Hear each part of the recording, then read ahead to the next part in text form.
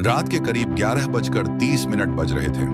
शहर की चमचमाती इमारतों के बीच एक छोटे से फ्लैट में 27 साल का आरव लैपटॉप पर काम कर रहा था। सामने कॉफी का कप था, फोन टेबल पर रखा था और कमरे में सिर्फ कीबोर्ड की आवाज सुनाई दे रही थी।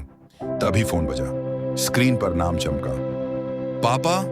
आरव ने फोन उठाया, कुछ सेकंड स्क्रीन को देखा और फिर कॉल काट दी। उसने खुद से कहा, अभी बहुत काम है, कल बात कर लूंगा। कुछ मिनट बाद फोन फिर बजा। इस बार आरव थोड़ा चिढ़ गया।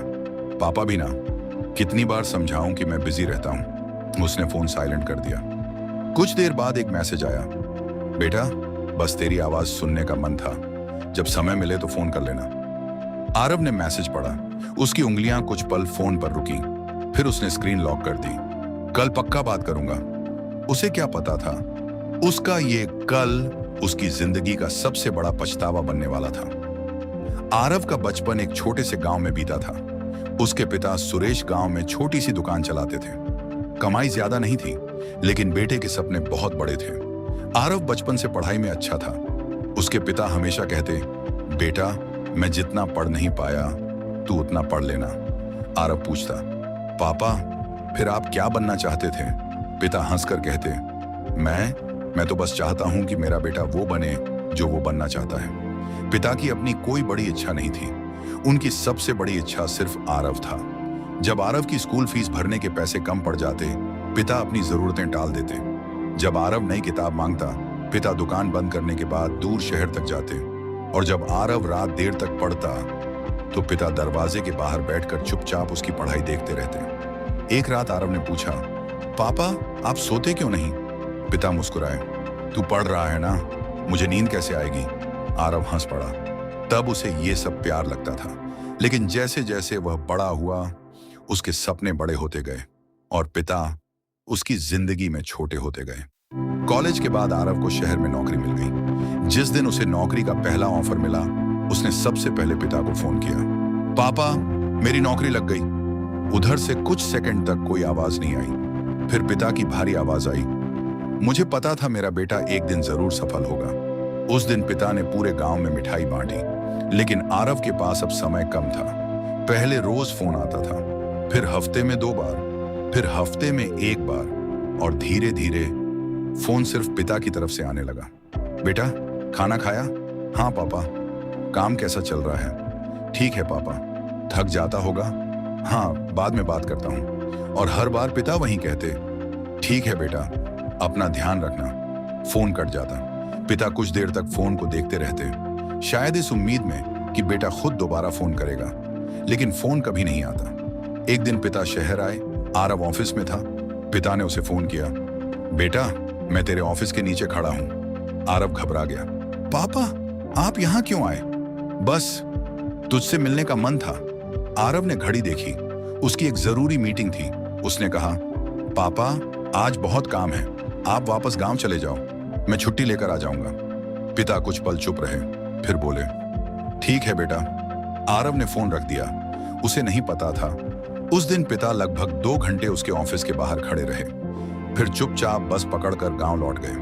बस में बैठे हुए उन्होंने अपनी जेब से आरव की बचपन की एक तस्वीर निकाली, उसे देखा और मुस्कुरा दिए। कुछ महीनों बाद आरव की जिंदगी और व्यस्त हो गई। नई नौकरी, नई गाड़ी, नया घर, नई जिंदगी।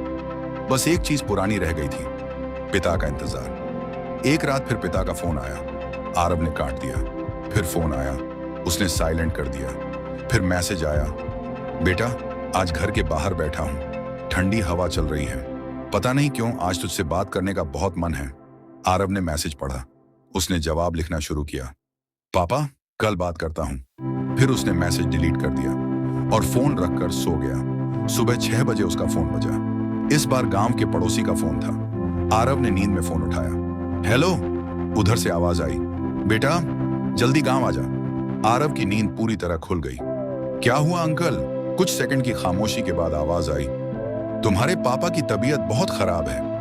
आरव के हाथ कांपने लगे। उसने तुरंत बैग उठाया और गांव के लिए निकल पड़ा। रास्ते भर उसके दिमाग में एक ही बात घूम रही थी, पापा ने कल फोन किया था। उसे अपना काटा हुआ कॉल याद आया, मैसेज याद आया और वो शब्द, आज तुझसे बात करने का बहुत मन है। आरव की आंखें भर आईं। वह मन ही मन कह रहा था, पापा बस एक बार मिल जाओ, इस बार मैं फोन नहीं काटूंगा। जब आरव गांव पहुंचा, घर के बाहर बहुत लोग खड़े थे। उसके कदम वहीं रुक गए। उसे अचानक सब समझ आ गया। वह दौड़कर अंदर गया।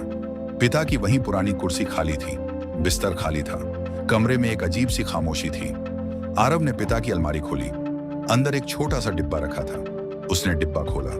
उसमें उसकी बचपन की तस्वीरें थीं, उसकी पहली स्कूल ड्रेस, पहला मेडल, पुरानी साइकिल की फोटो और सबसे नीचे एक छोटी सी डायरी। आरव ने डायरी खोली। पहले पन्ने पर लिखा था, मेरे बेटे आरव के लिए। आरव पढ़ता गया। हर पन्ने पर उसके बचपन की कोई याद थी। कहीं लिखा था, आज आरव पहली बार स्कूल गया। दूसरे पन्ने पर, आज बेटे ने मुझे पहली बार पापा कहकर बुलाया। और आखिरी पन्ने पर सिर्फ एक लाइन थी, आज फिर बेटे का फोन नहीं आया। लेकिन कोई बात नहीं, मेरा बेटा बहुत व्यस्त होगा, भगवान उसे हमेशा खुश रखना। आरव डायरी सीने से लगाकर फूट फूट कर रो पड़ा। उसने पहली बार महसूस किया, जिस पिता को वह बहुत साधारण समझता था, उसकी पूरी दुनिया ही उसका बेटा था। शाम को आरव उसी पुरानी कुर्सी पर बैठा। सामने वही सड़क थी, वही रास्ता जिसे उसके पिता हर शाम देखते थे। शायद हर गुजरती गाड़ी में उन्हें लगता होगा, शायद इस बार मेरा बेटा आया है। आरव ने फोन निकाला। कॉन्टैक्ट लिस्ट में अब भी नाम था, पापा। उसने नंबर खोला, कॉल बटन दबाया, फोन कान से लगाया। कुछ सेकंड बाद कॉल अपने आप कट गई। उधर से कोई आवाज नहीं आई। आरव ने आंखें बंद कर ली और धीरे से कहा, पापा आज मेरे पास बहुत समय है। लेकिन इस बार सुनने वाला कोई नहीं था। उस दिन आरव को जिंदगी का सबसे बड़ा सबक मिला। हम अक्सर उन लोगों के लिए समय बचाकर रखते हैं जो हमारे पास हमेशा रहने वाले होते हैं, लेकिन जिंदगी किसी को हमेशा के लिए नहीं देती। इसलिए अगर आपके माता पिता आज आपके साथ हैं तो उनका फोन मत काटिए। उनकी छोटी छोटी बातें सुनिए, उनके पास कुछ देर बैठिए, क्योंकि उनके लिए आपकी 5 मिनट की आवाज शायद दुनिया की सबसे कीमती चीज हो। पैसा दोबारा कमाया जा सकता है, काम दोबारा मिल सकता है, लेकिन माँ बाप का खोया हुआ समय कभी वापस नहीं आता। और याद रखना, जिस दिन आपको उनकी सबसे ज्यादा जरूरत होगी, उस दिन शायद उनके पास लौटने का रास्ता ना बचे। इसलिए आज ही उन्हें फोन करो। सिर्फ एक बार कह दो, पापा मैं आपसे बहुत प्यार करता हूं। हो सकता है उनके चेहरे की मुस्कान आपकी जिंदगी की सबसे खूबसूरत याद बन जाए।